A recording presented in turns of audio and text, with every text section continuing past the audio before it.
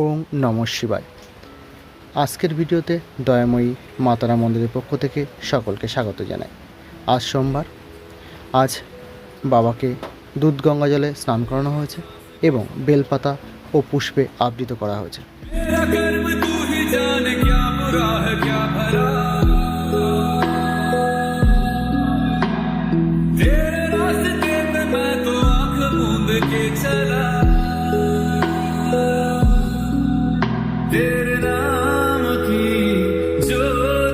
আজকে নিবেদন করা হয়েছে ছোটো বাটায় ফল, মিষ্টি, নিত্যভোগ সহযোগে জল এবং বড় বাটায় নিবেদন করা হয়েছে অন্ন, ঘি, থানকুনি বাটা, আলু কলার তরকারি, পটলের তেল।